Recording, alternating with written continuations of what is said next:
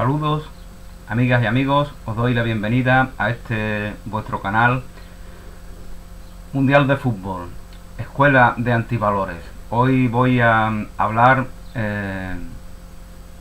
de los antivalores que se promueven en ese espectáculo que llamamos fútbol, ¿no? Bueno, a mí me gusta el deporte, a mí me gusta el fútbol, no tanto como a la mayoría de la gente, pero eso no quita que haya que subrayar, que haya que denunciar esos antivalores que permanentemente se están promoviendo en el fútbol, ¿no? Ayer mismo veía un fragmento del partido de Nigeria a Argentina, y cuando terminaba el partido,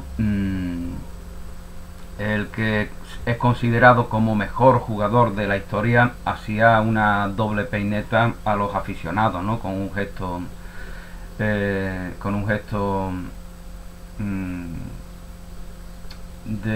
desprecio y de satisfacción por la derrota de sus rivales, ¿no?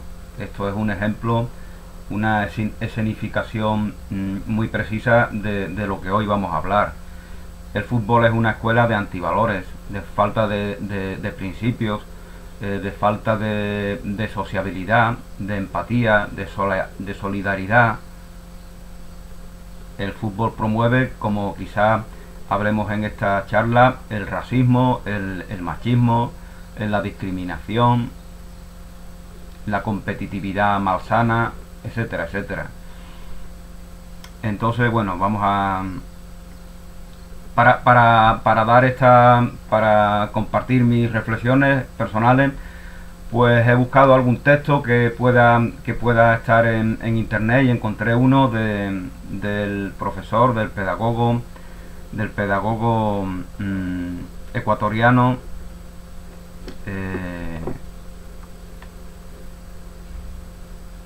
un texto que creo que es no sé si es un artículo suyo o un fragmento de alguno de sus libros. El pedagogo, como os comentaba, Jorge Villarroel Hidrobo, que en un texto que podéis encontrar en la web, Fútbol y Antivalores, nos dice lo siguiente: al preguntar a profesores y padres de familia si los encuentros de fútbol en los que intervienen sus hijos contribuyen a generar antivalores en los menores, la casi totalidad negaría tal relación. Aún más, igual número podría sostener que la actividad deportiva del fútbol más bien fomenta valores. Están tan convencidos sobre el supuesto valor del fútbol que se vive en las escuelas, en los estadios y hasta en la televisión, que no vacilarían en afirmar que es una actividad positiva y de beneficio para sus vástagos. Muchos argumentarán que su práctica favorece la salud, al promover la salud física y mental.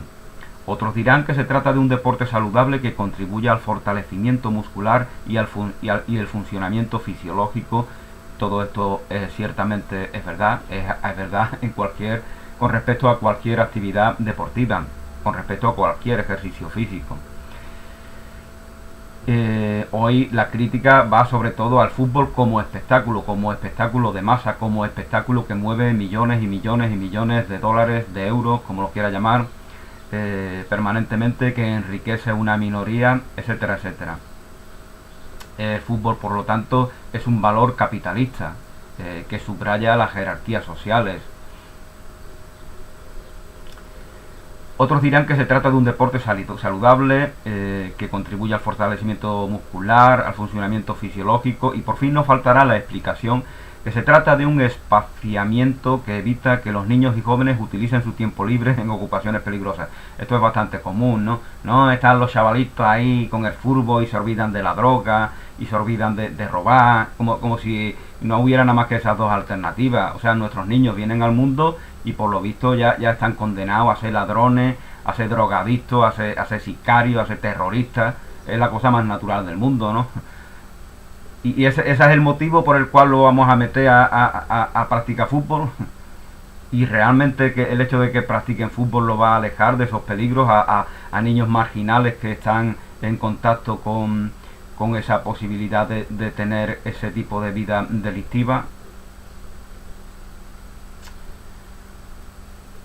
No faltará la explicación de que se trata de un espaciamiento que evita que los niños utilicen su tiempo libre en ocupaciones peligrosas. En definitiva, se trataría de la actividad física por excelencia para favorecer el crecimiento personal, físico y psicológico de los chicos. Después de todo, si el fútbol es una religión mundial, el fútbol es una religión. El fútbol no es una religión. Es una estupidez quien afirma algo así. Es una manera de obligarse a sí mismo a tener dependencia con respecto a ese espectáculo que promueve esos antivalores de los cuales vamos a hablar hoy. Si el fútbol es una religión mundial, debe tener todos los atributos axiológicos. En este estudio se intenta contrarrestar estas concesiones generalizadas sobre el supuesto valor del fútbol para la formación de la personalidad de los menores. Se expondrá varios razonamientos orientados a demostrar que los elogios al fútbol como panacea para contar con mejores personas y una mejor sociedad son una ilusión, hasta un engaño promovido por quienes manejan este deporte. Bueno, pues esto es lo que nos está comentando textualmente en este texto de 6 páginas, en este artículo, Jorge Villarroel.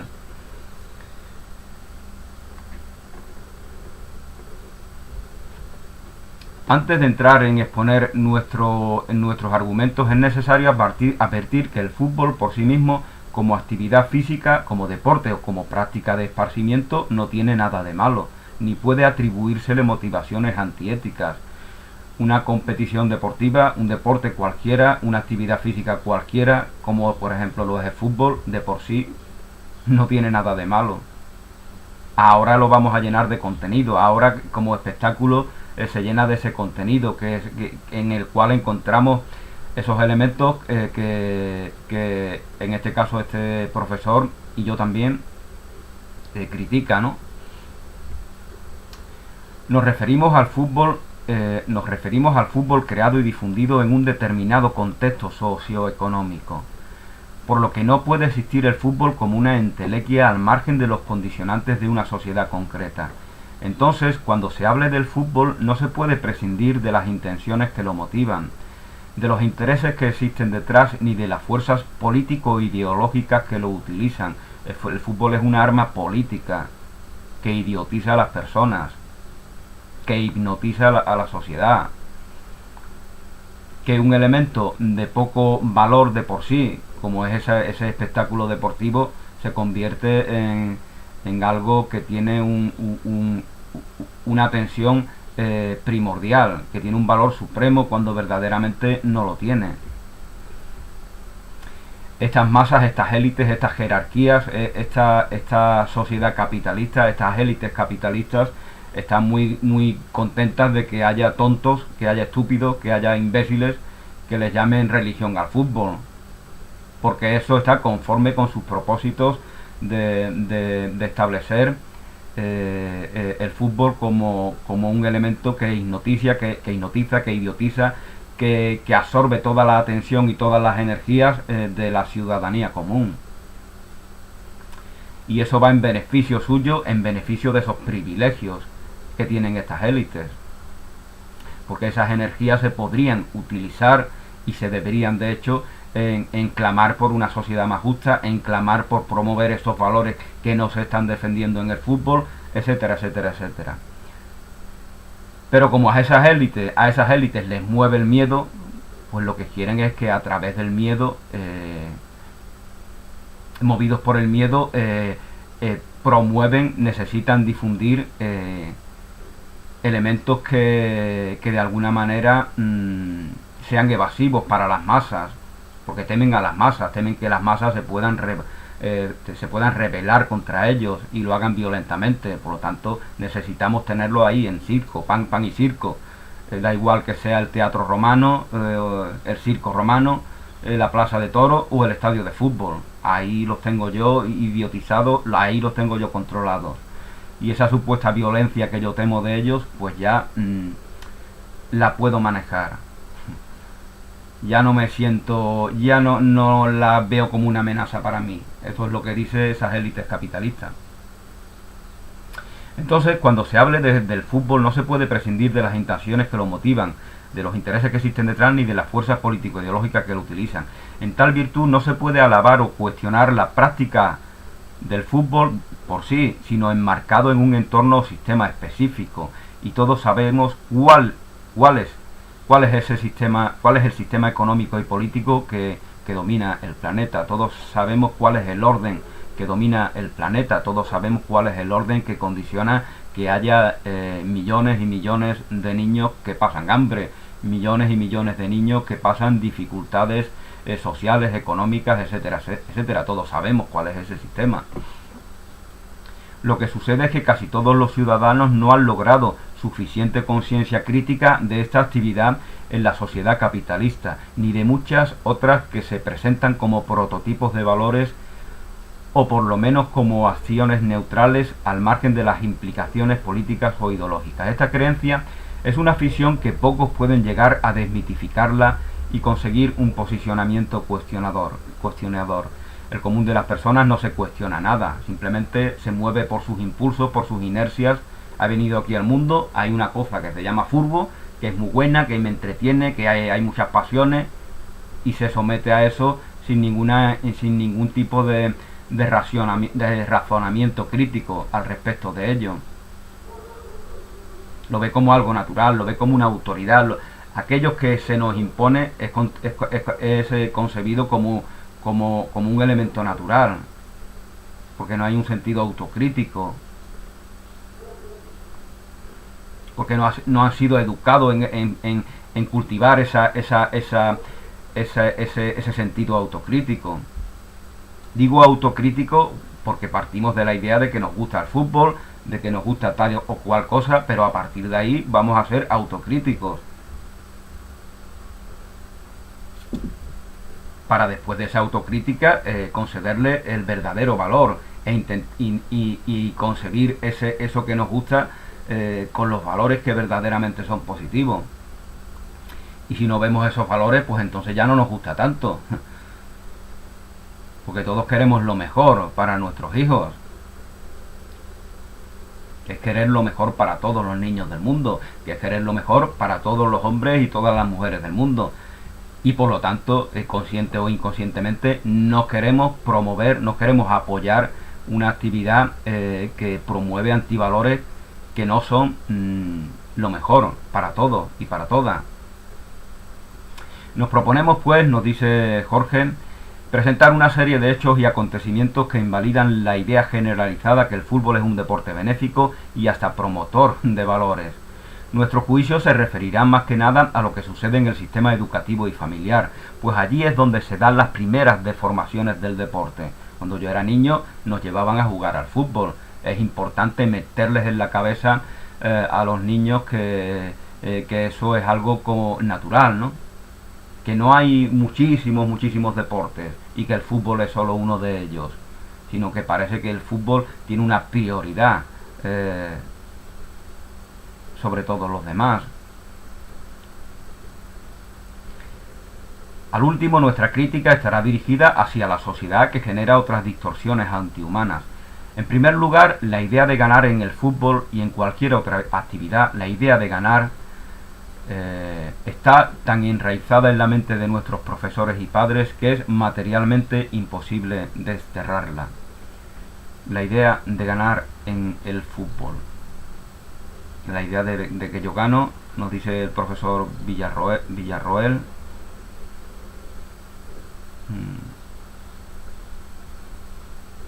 En primer lugar, la idea de ganar en el fútbol y en cualquier otra actividad está tan enraizada en la mente de nuestros profesores y padres que es materialmente imposible desterrarla.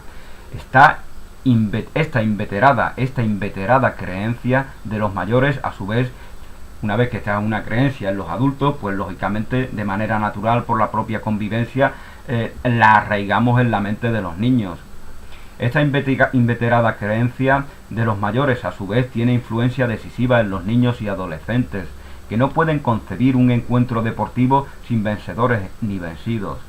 Ni siquiera los empates pueden dejar tranquilos a los afiebrados por el ansia de ganar. Todos hemos visto en competiciones deportivas cómo a veces el favorito en una carrera, en cualquier competición, queda segundo y está deprimido, está entristecido, y ha quedado segundo dentro de cientos de competidores. ¿Cómo puede ser eso? Ya sé que quedar segundo ya es un fracaso. ¿Cómo puede ser eso? Lo que nos está dando a entender también el profesor Villarroel es esa satisfacción de la derrota, del fracaso de tu rival. Obviamente esto es un antivalor. No es promover la empatía, la solidaridad. Es promover todo lo contrario. Cuando se les plantea lo erróneo de la obsesión con ganar, ahí es donde está el problema. Todos contraatacan nuestro criterio, argumentando que después de todo, ¿para qué se juega? ¿Para qué se juega? Jugamos para ganar. Si no es para ganar, no tendría sentido jugar o participar para no obtener un triunfo como premio al esfuerzo, a la dedicación y otros atributos.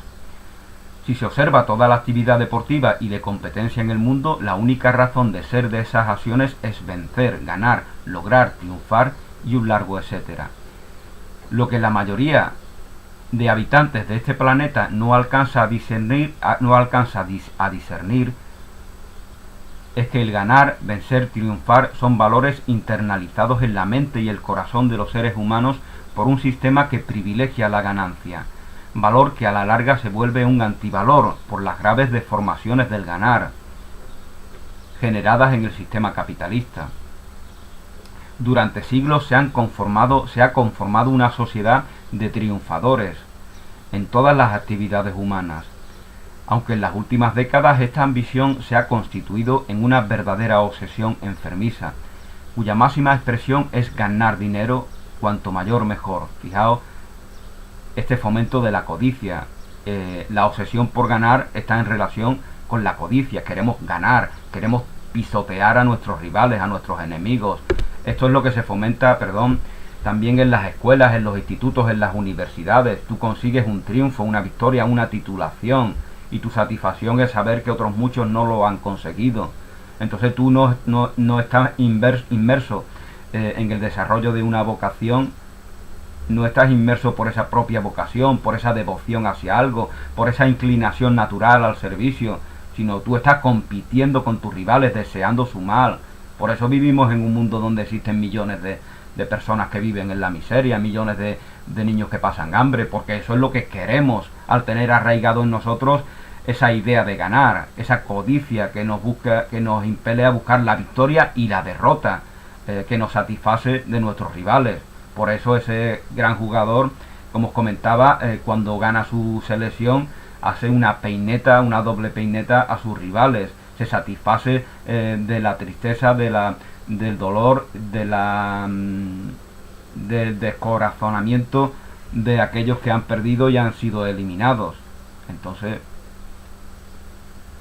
aquí vemos como es algo enfermizo, ¿no? Como bien nos dice el profesor Villarroel.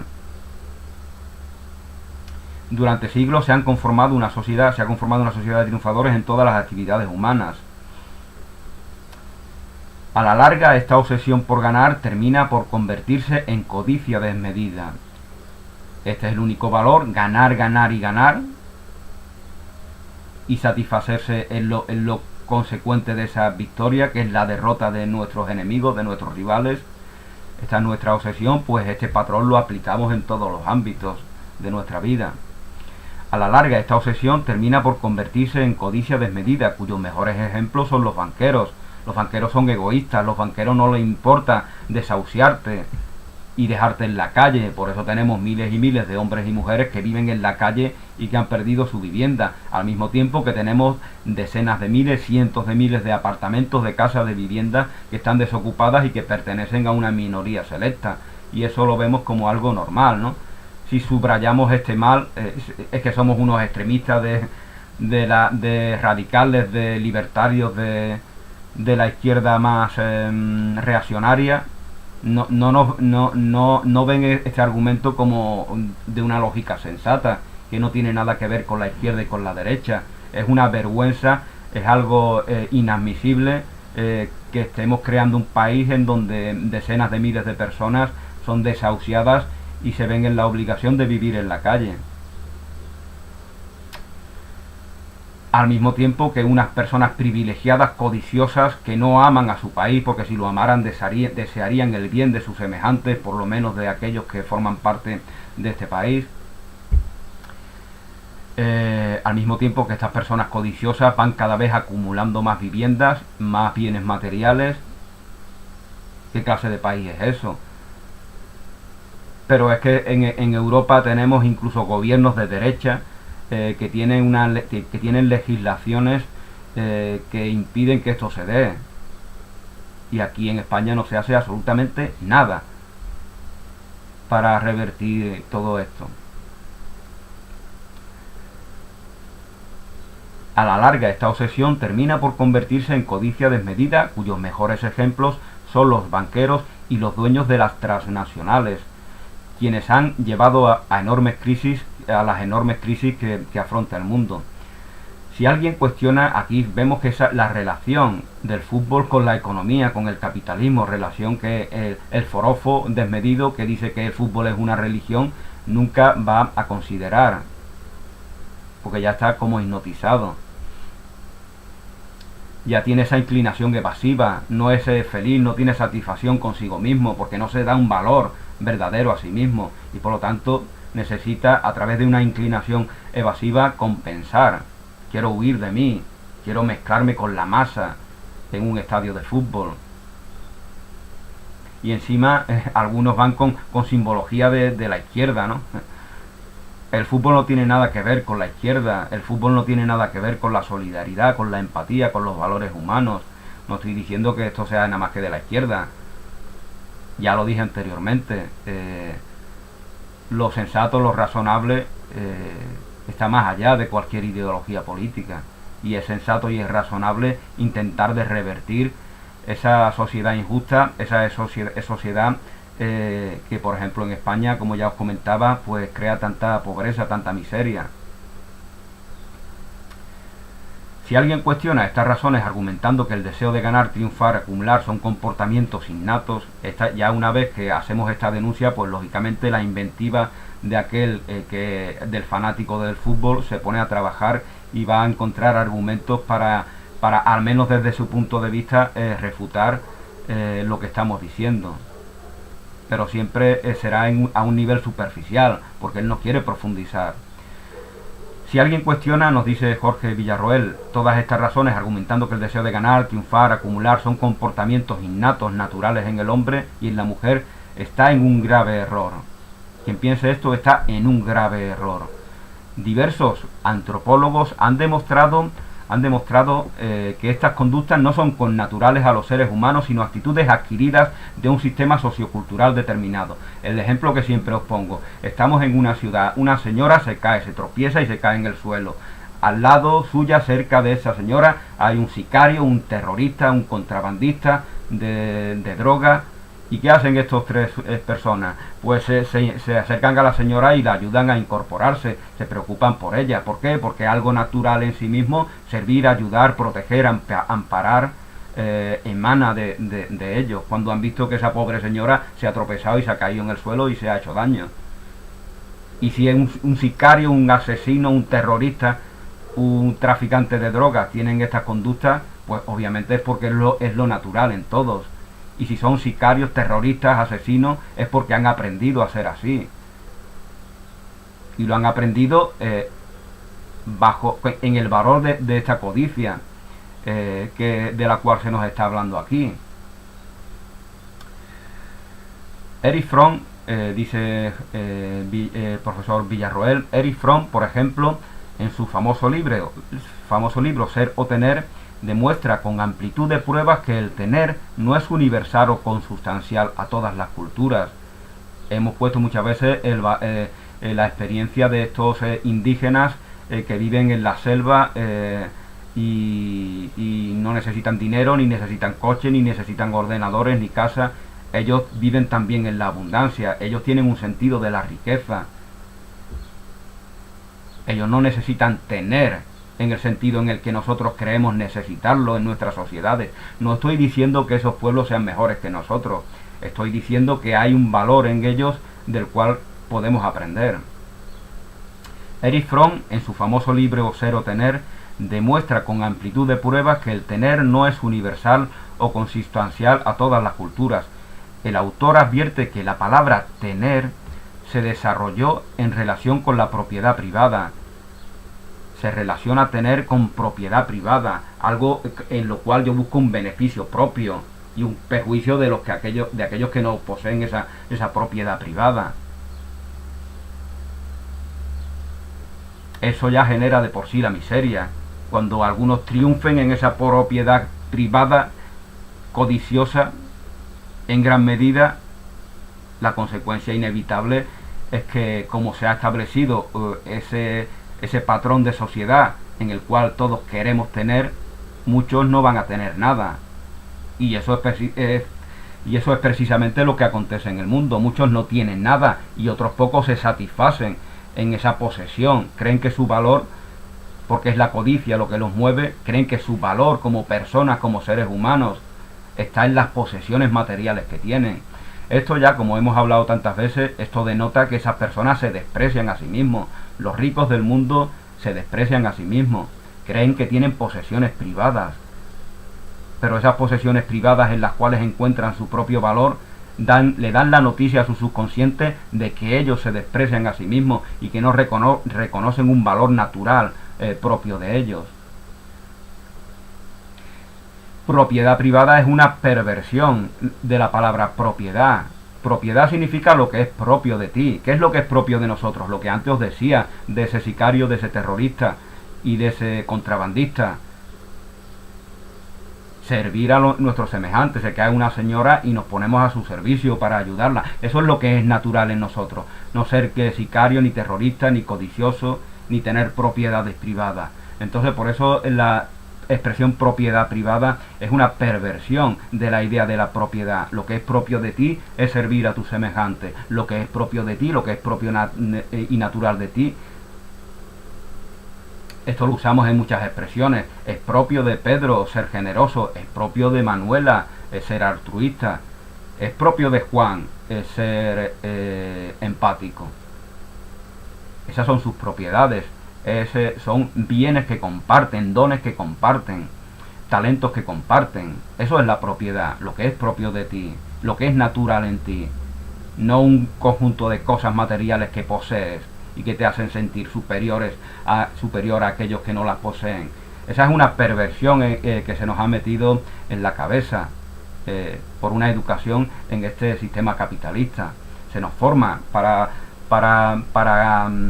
aprobar ese sistema, para que nosotros mismos le demos la aprobación a ese sistema capitalista.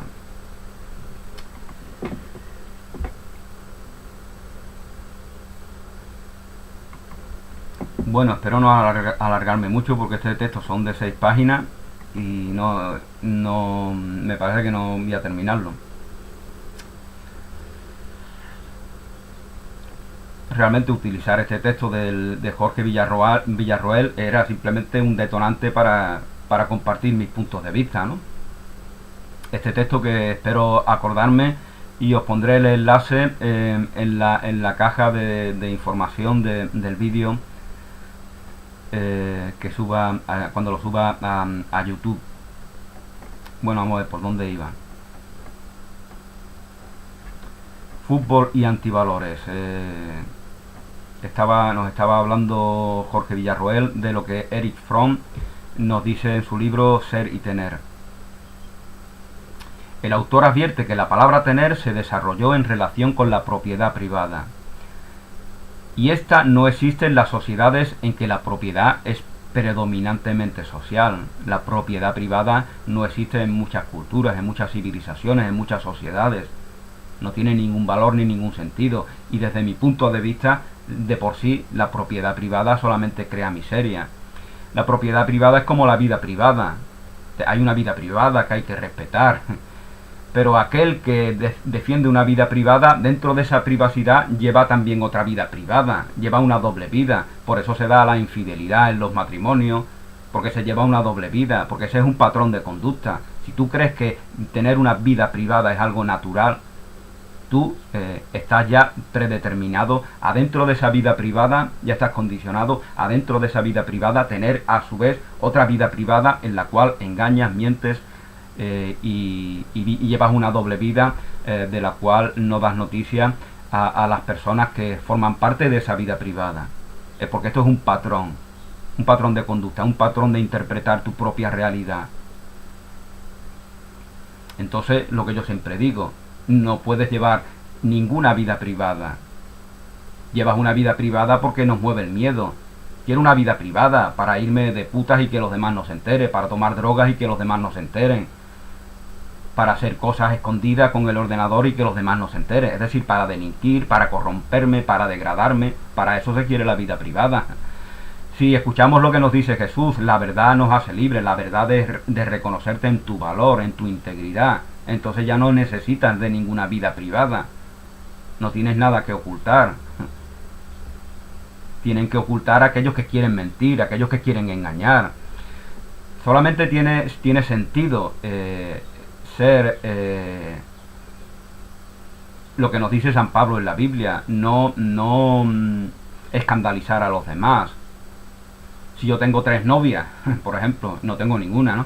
Si yo tengo 3 novias y eso sabemos que escandaliza a muchas personas que tienen determinado código moral y ético, pues no parece correcto ir alardeando de eso, ¿no?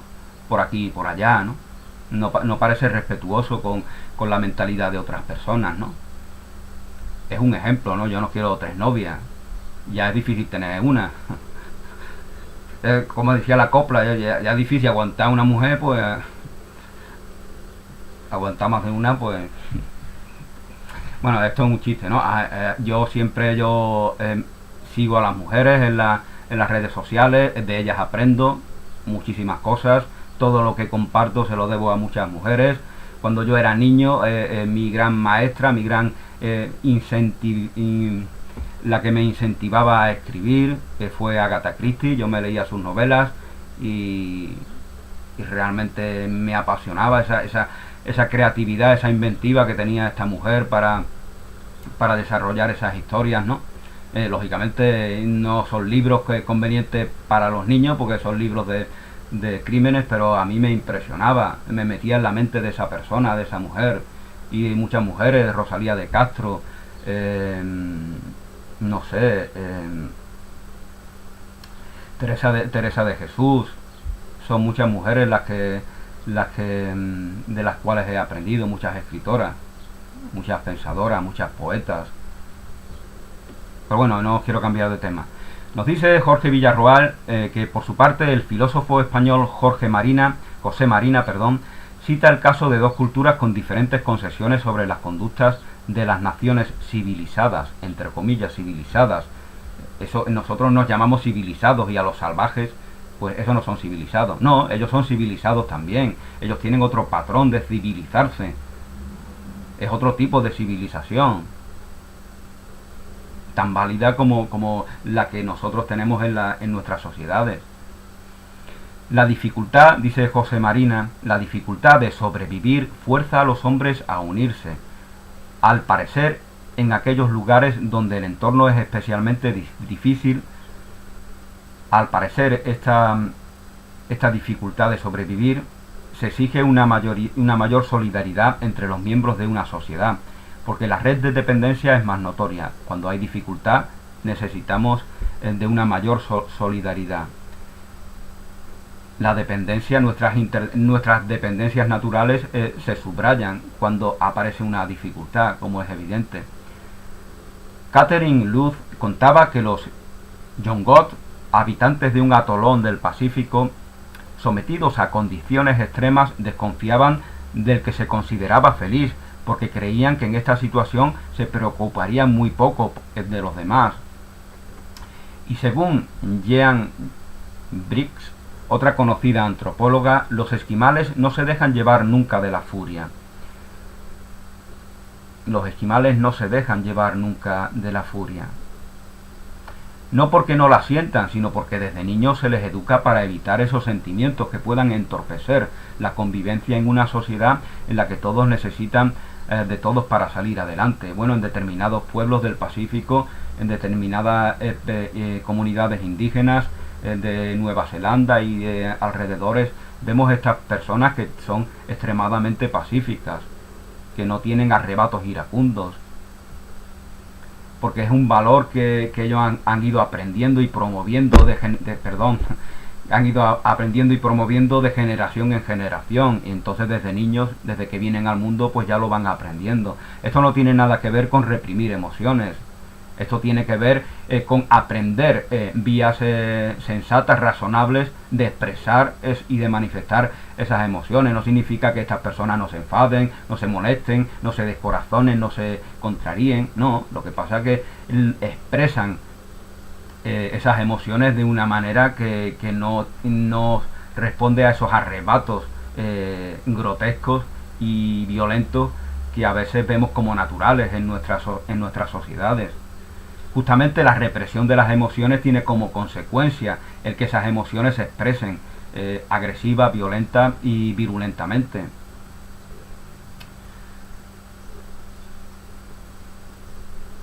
Desde niños se les educa para evitar esos sentimientos que puedan entorpecer la convivencia en una sociedad en la que todos necesitan de todos para salir adelante. De tal modo hay que eliminar de nuestras mentes la creencia generalizada. Hay que eliminar, nos dice Jorge Villarroel, de nuestras mentes la creencia generalizada que la motivación natural del hombre es superar a otros. Hay que eliminar ese valor, ese antivalor que hemos aprendido. Eso no es lo natural en nosotros. Creemos que lo es, pero no lo es. No solamente lo creemos, sino que a veces estamos convencidos. ¿Por qué? Porque hemos arraigado ese antivalor en nosotros y entonces ya lo consideramos como si fuera algo natural. Y eso justamente es lo que dificulta el que se desarraigue ese antivalor en nosotros. Hay que eliminar de nuestras mentes la creencia generalizada que la motivación natural del hombre es superar a otros, ser más que los demás y eliminar contrincantes para ser más y tener más. Según esto, el fútbol no sería sino el aprendizaje vivencial de la confrontación, el dominio sobre los congéneres, el individualismo triunfante y la expresión de las emociones violentas, ¿no? Lo vemos cuando celebran goles, ¿no?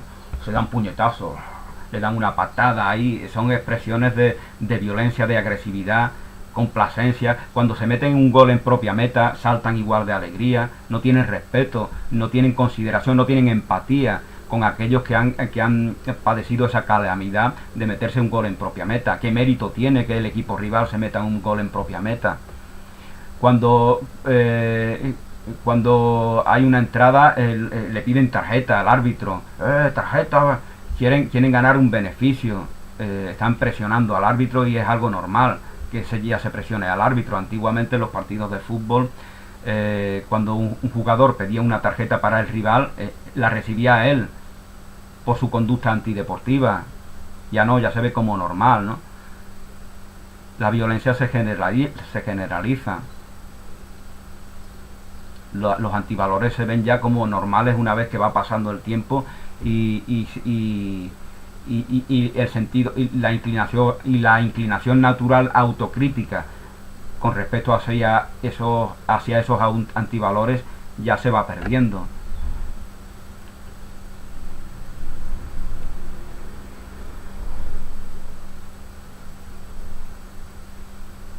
De otro lado, puede decirse, continúa Jorge Villarroel,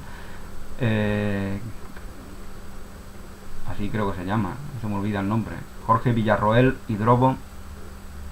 De otro lado, puede decirse que el desenfrenado apoyo de los padres, con todas sus imprecaciones, sus desorbitadas actitudes en los estadios, los padres los vemos gritando, presionando al árbitro, ofendiendo, insultando al rival para ganar, para de esa manera intentar ponerlos nerviosos y beneficiar al equipo de su hijo.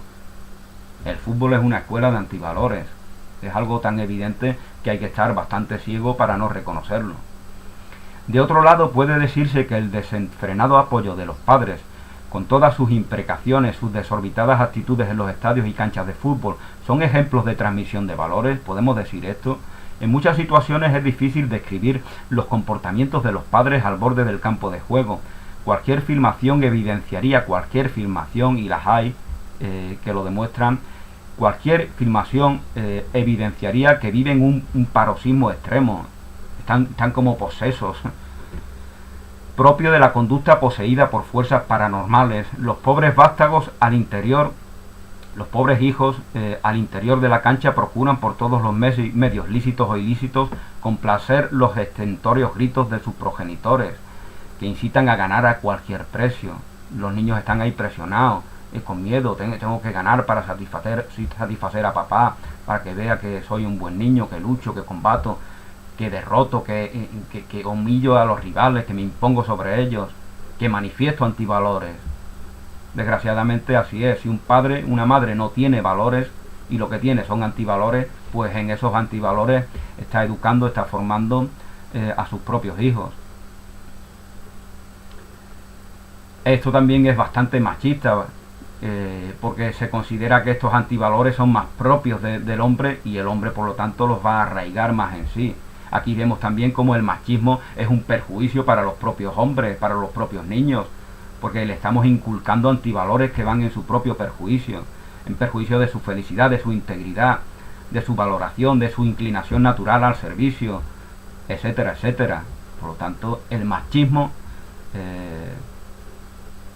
entendido como diferenciación de roles en los cuales los hombres somos más agresivos, más competitivos, etcétera, etcétera, va en perjuicio también, además de las mujeres, como es evidente, de los propios hombres.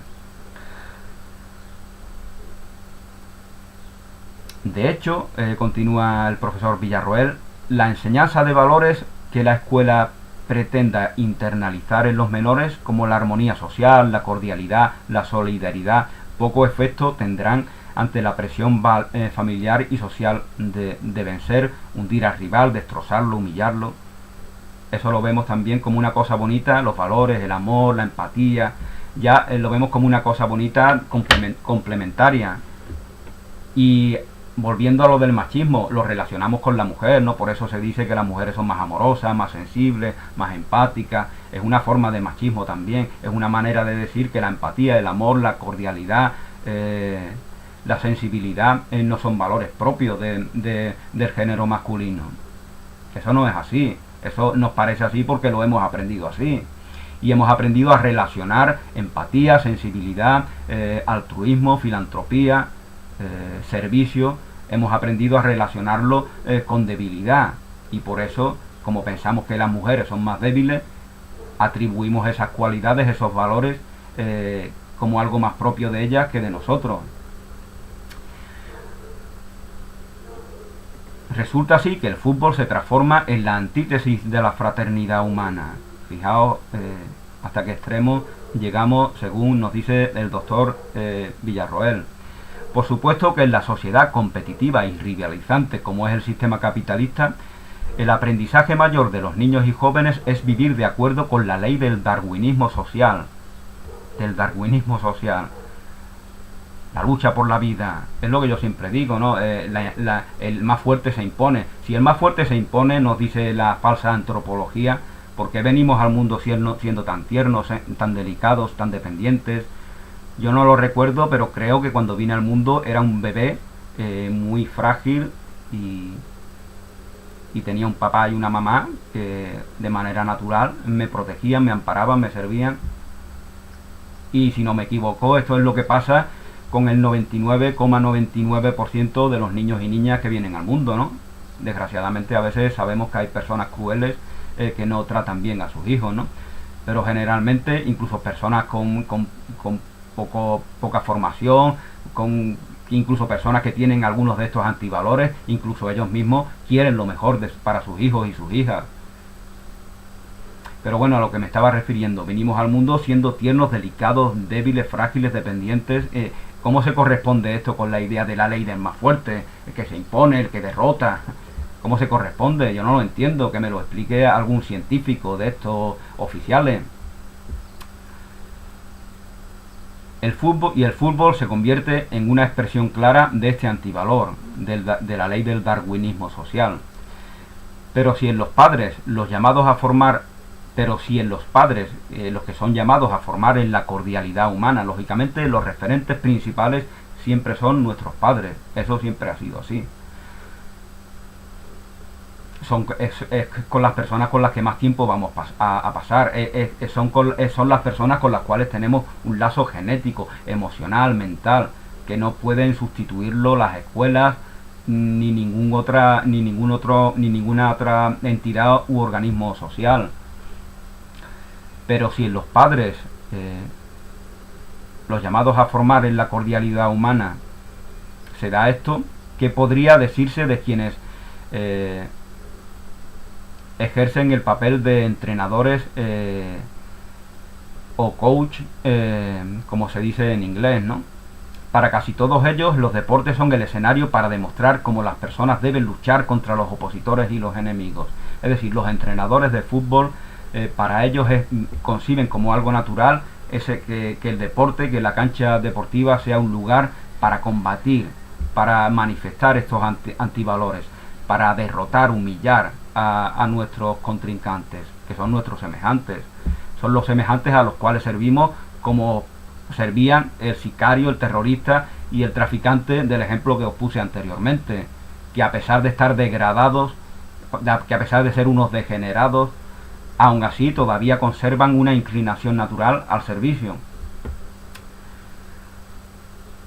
El campo de juego es una selva donde ya todo vale, ¿no? Violencia, agresividad, vamos a jugar duro, a la pierna, pártele la pierna. Eso es algo que se ha escuchado miles y miles de veces y efectivamente a veces se las parten, ¿no? Si yo salgo a la calle y le pego una patada a una persona, ¿qué sucede? Pues que vendrá la policía inmediatamente o que luego me buscarán y me van a detener, me van a arrestar, me van a llevar a la comisaría, me van a hacer preguntas. Puedo ir a un juicio, puedo ser condenado. ¿Por qué los millonarios, los multimillonarios jugadores de fútbol no les acontece lo mismo? Cuando pegan patadas para romper piernas de sus semejantes. No solo no les pasa esto, sino que ganan millones por hacerlo. ¿Estos son valores? El campo de juego es una selva donde solo los más fuertes, hábiles y listos pueden sobrevivir. Vencer. Sobrevivir significa vencer en este contexto.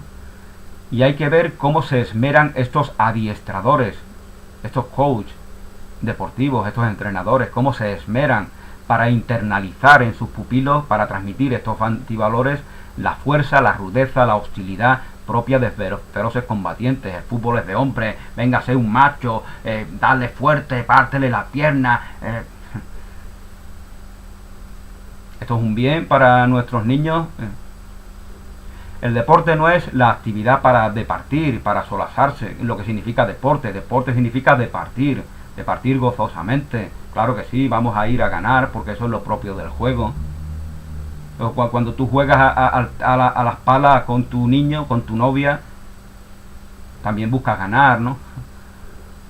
¿Qué pasa? Que ya no amas a tu hijo, ya no lo respetas, ya no quieres lo mejor para tu novia o tu novio, o tu hijo o tu hija, o tu padre o tu madre. No, tú estás inmerso en un juego y el juego consiste en que uno que lo haga mejor gane, pero eso no va en detrimento, eso no es ofensivo, eso no significa ningún trauma para el que ha perdido, ni tampoco significa que tú no aprecies ni tengas afecto por esa persona.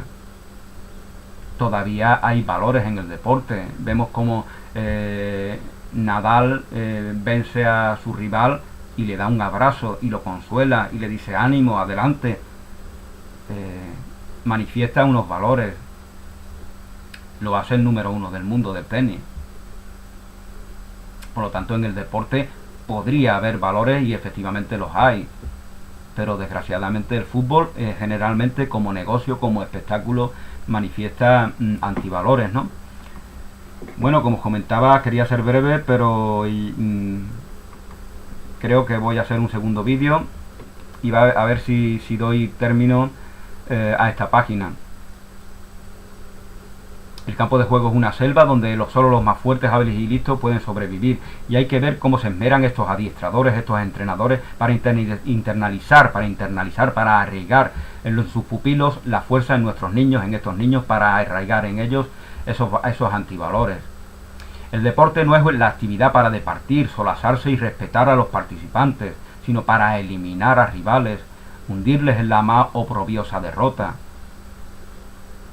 Esto nos lleva a pensar que el fútbol o cualquier otro deporte que, como se lo practica en las escuelas, no tiene nada de educativo o formativo para la personalidad de nuestros alumnos. ¿Qué es educación? ¿Qué es pedagogía?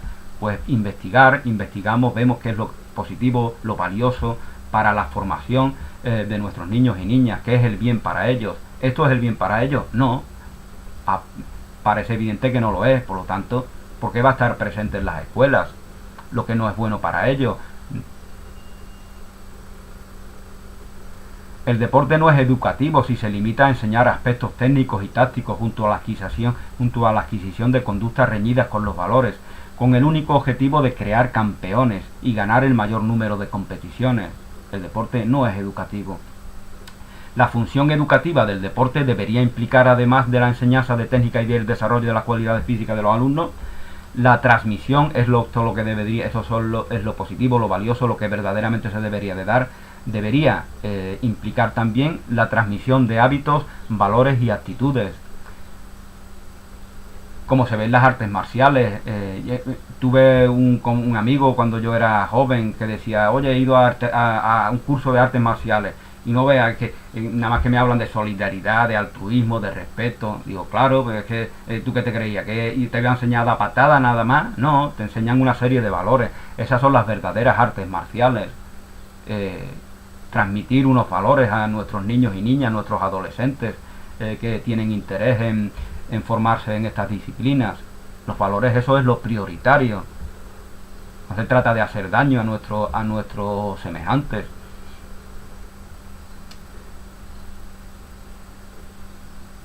Llegados a este punto, conviene recordar que el problema principal es qué hábitos, valores y actitudes debemos transmitir en una sociedad donde lo que prima son los antivalores.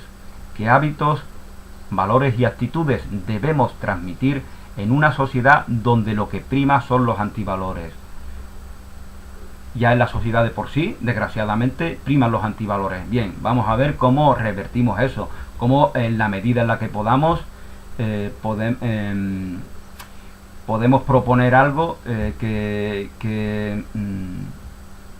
de alguna manera resulte atractivo para las personas, porque a fin de cuentas va a estar en relación con eso que es natural en nosotros, como os comentaba antes en el ejemplo que os ponía, del sicario, del terrorista y del traficante, que respondiendo a una inclinación natural, se ponen al servicio de la señora que ha tenido un pequeño accidente.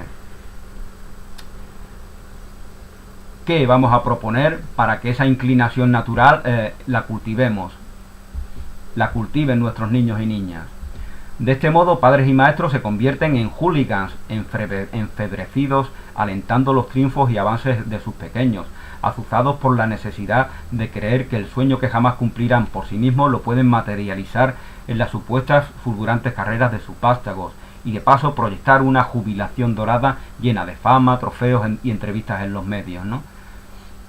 Estas personas que manifiestan antivalores, que son esos futbolistas de élite, se convierten en líderes, en referentes sociales, morales, éticos de nuestros niños, cuando verdaderamente no tienen valores ni sociales, ni morales, ni éticos. Lo que tienen son antivalores, desgraciadamente. Y sin embargo hay que ver cómo los gobernantes, sociólogos, educadores y otros cientistas sociales se alarman por el crecimiento de la violencia, la rivalidad y el feroz antagonismo en el mundo actual, cuando verdaderamente esto está en relación con la promoción de la violencia y de los antivalores que se hace en el fútbol. Si diariamente se fomentan estos antivalores y el deporte es la mayor expresión de estas conductas, resulta una hipocresía rasgarse las vestiduras frente al mundo violento e insolidario que vive la humanidad. Para Erich Fromm es claro que las asimetrías estructurales como la del capitalismo crean condiciones para el desarrollo de las estructuras caracterológicas individuales que subyacen a las manifestaciones más graves de la agresividad humana. Heller, citado por Solano, Sostiene que la competencia provoca la mayoría de las veces frustración y agresión. La competencia provoca frustración y agresión. Siempre, tarde o temprano, vamos a perder. Por lo tanto, la frustración se va a dar tarde o temprano conforme a estos patrones, conforme a estos antivalores. Sostiene Heller que la competencia provoca la mayoría de las veces frustración y agresión, y además no solo en los derrotados en la lucha competitiva, sino también en los vencedores. No solo la derrota, sino el hecho mismo de la competencia y el miedo a la derrota ocasionan constantes agresiones. Pienso que mi valor está en juego, necesito derrotar, humillar, oprimir, aplastar a los rivales para ver un valor en mí. Ya no reconozco un valor natural que no tiene nada que ver con ese deporte, con ese departir que se da en un partido o en una partida. Aún más, en el mundo del fútbol puede decirse que los hinchas y fanáticos del fútbol son muestras, puede decirse que los forofos del fútbol son muestras de racionalidad, de hermandad o concordia que tanto se quiere conseguir en nuestros niños y jóvenes. ¿Quién creó ese monstruo? ¿Quién creó ese monstruo? Engendro de los más abominables instintos humanos, cuyo núcleo es el odio y el afán de destrucción a cuanto oponente exista. ¿Quién creó ese monstruo que permite que nos satisfaga la opresión, el perjuicio de nuestros semejantes? Por supuesto que, como se ha dicho anteriormente, no es el fútbol quien crea estas aberraciones, no es el fútbol de por sí. El fútbol es una actividad neutra que nosotros podemos llenar de contenido. Eso es lo que estoy yo proponiendo aquí, que lo llenemos de valores, no de antivalores, que es lo que desgraciadamente tiene. Por supuesto que, como se ha dicho anteriormente, no es el fútbol quien crea estas aberraciones, sino quienes lo utilizan como comercio, y lucha de poderes. Y aquí doy por término a esta reflexión. Haré un segundo vídeo, si Dios quiere, sobre el resto del artículo del profesor Jorge Villarroel. Muchas gracias, feliz día, bendiciones y hasta una nueva oportunidad.